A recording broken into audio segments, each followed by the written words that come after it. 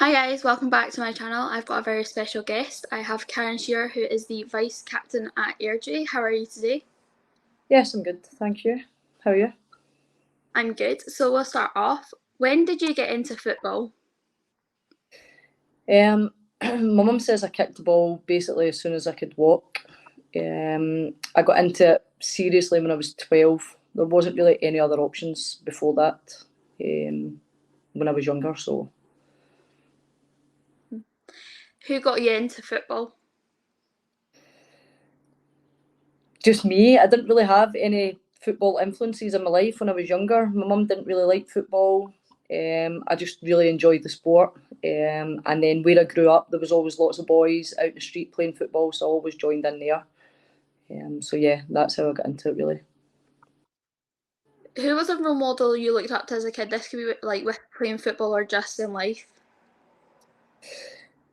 In football, probably one of my heroes was Steven Gerrard. Growing up, loved watching him play for Liverpool, so he was definitely one of my role models. What is your favourite football memory and why? Liverpool's come back to win the Champions League against AC Milan. It was, we were getting beat 3-0 at half time, and we won it in penalties. What's your favourite like football memory from like when you've played? Um, Probably winning the league with Hamilton Accies under 16s. It was just amazing because girls' football wasn't anything like it is now. So just that memory will stay with me forever. Have you got any advice to young footballers wanting to get into football? Yeah, just go and take part. There's lots of grassroots football for girls going on these days. You don't have to be competitive. Just go along, give it a go, and see if you like it. What's the best advice you've been given? Probably just to keep going. Like I say, when I was growing up, there wasn't a lot of opportunities for girls to play football. So there was, there was a lot of barriers. But I just, my teachers probably, in high school particularly, they encouraged it. So yeah. So obviously you said you like started quite young playing football. Did you play any other sports when you were younger? I did. I played netball quite seriously as well until I was like a teenager. And then the training nights clashed, so I had to make a choice between netball and football was my first love. So What's the biggest thing football has taught you? working as part of a team, determination, giving me confidence. So yeah, it's been a massive part of my life. You also said like teamwork and things. Like, do you think kind of having the connection in a team really does affect like how they're playing? Like, if you think you're not playing well as a team, like, do you just think that teamwork's really important because obviously it is a team sport? But then, do you think the lack of teamwork really impacts the game? 100%. There's lots of times people be having a bad day for reasons outside of football potentially, and it's your teammates that pick you up, and keep you going, and give you the motivation to keep going because you don't want to let them down. So yeah, teamwork's it's really important in the game of football. If you could play any position well, what position would you pick and why? Probably centre mid. I play centre half just now, but centre mid's probably the integral part of the team. They join everything from the back to the front. Yeah, probably that position. So obviously we talked about like when you were younger, there wasn't really like the female role models. What Yeah, do you think about the growth of the women's game? Like, have you noticed it even just kind of seeing how many people are going to games, or even just with how many young people are getting into it? it's amazing. Like the growth in women's football since I started is phenomenal. Just for young girls being able to go to grassroots football and take part without being competitive, that just wasn't an option when I was growing up.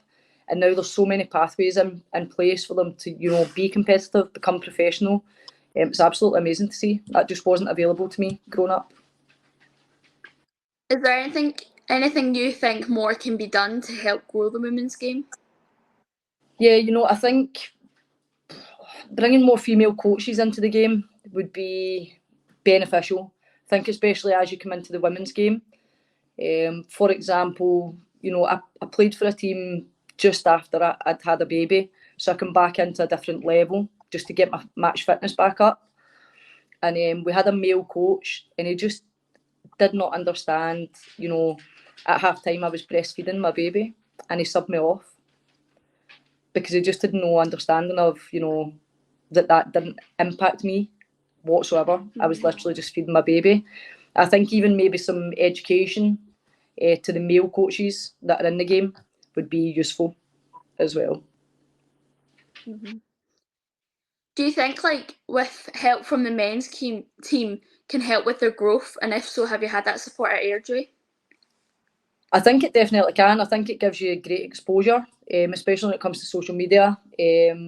I think people take you more seriously if you're part of the men's game, which is a shame really, but that is where we're at, and I think that's where we can move forward. Unfortunately, the Airdrie men's team haven't really connected with us. The stadium's given out to other teams, so we actually play at the leisure centre instead of the stadium. Have you got any pre-match superstitions? If so, what? No superstitions, but I always have to wear Adidas Copa football boots. That's the only boots that I've ever worn and will ever wear. And what's been your favourite pair so far? Just Adidas Copas. That's the only ones that I wear. I think everyone likes to try new boots or, whatever anyone's wearing at the time, whatever's big at the time, people like to try them. But I've literally worn Adidas Copas since I started, and will still be wearing them when I finish. What is your favourite cheat meal? Maybe after a game. After a game, I like a Sunday roast. What's your favourite thing on the plate? Just Sunday roast. It's got to be. Have you got a favourite thing that's on the plate? Is it the meat, the Chicken? Veg? Chicken. What is the aims for you individually for this season and as for the team? For me individually is just to, keeping myself fit. I'm 40 years old, so getting on a bit. So keeping myself fit enough to keep in the team, and for the team to finish in the top half of the table. We've brought in some new players this season. We're starting to gel as a team. We've got a new coach as well. So yeah, if we finish in the top half of the table, that would be a good achievement. If you could play for any team in the world, what team would it be? Liverpool. And what would be your dream stadium to play at? Anfield. Yeah, I thought that. So two topics that have come up recently within football was mental health support at clubs. Do you think it's a major impact, obviously, because a sport is as much mentally as it is physically, if not more? Do you think bringing specialists to help you, because obviously physical, you've got your physio, you've got all that sort of stuff. So do you think it's important to have the same amount of mental health support? Yeah, I think so. I think it's important that that's available to you, because that can impact your game just as much as any sort of physical impairment. Just because you can't see it, doesn't mean it's not an issue or impacting you in the way you play. So yeah, I think it's important to start bringing that into the game and more to the forefront.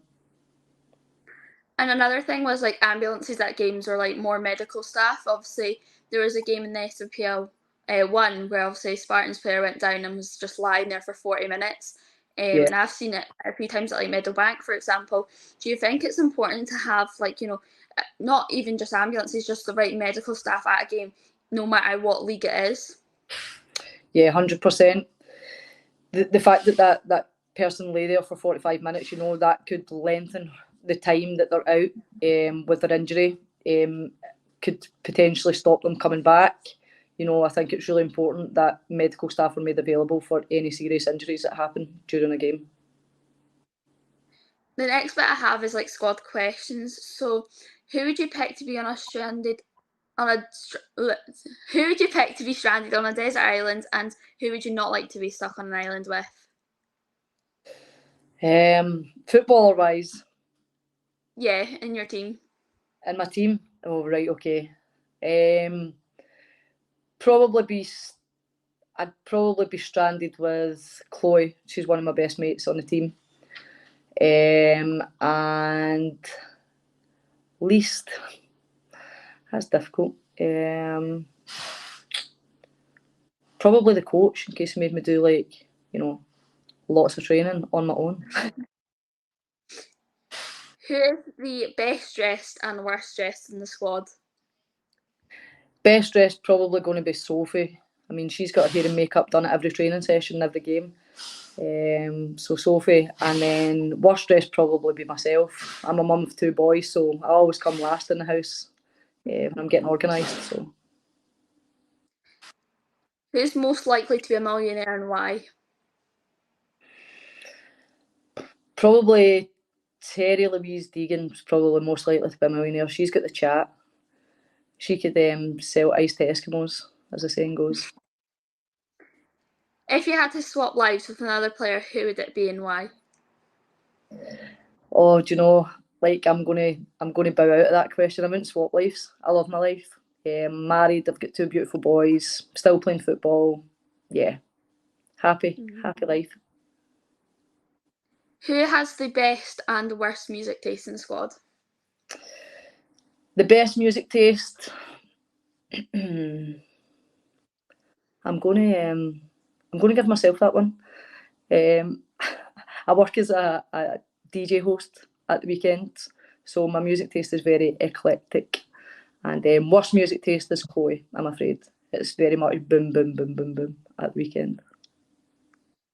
So what's like your top 3 artists, would you say? Like they're always playing maybe in the change room before a game or kind of at home? Top 3 artists. Oh God, that's difficult. I love Annie Lennox. I love Pink. And I love a bit of Shania Twain.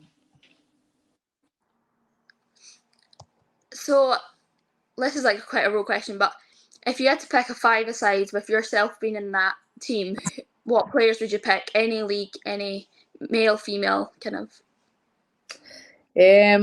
Right, okay, male, female. I would probably pick. Did I have to be still playing currently? Yeah, no. No. Right, I'd have to pick Steven Gerrard, even though when I met him he wasn't particularly nice. Goalkeeper, I would probably go Alisson. It won't all be Liverpool players, I promise. One of the players I loved growing up was Roberto Carlos. He was amazing. He would be in my team. Female players, I'd have to have Julie Fleeton. She was pretty much one of the only female players around that anyone knew of when I was growing up. And Mia Hamm. So thank you so much for joining me. It's been a pleasure talking to you about obviously the season and other kind of questions. It's been really fun. Everyone else has enjoyed. Thanks for having me.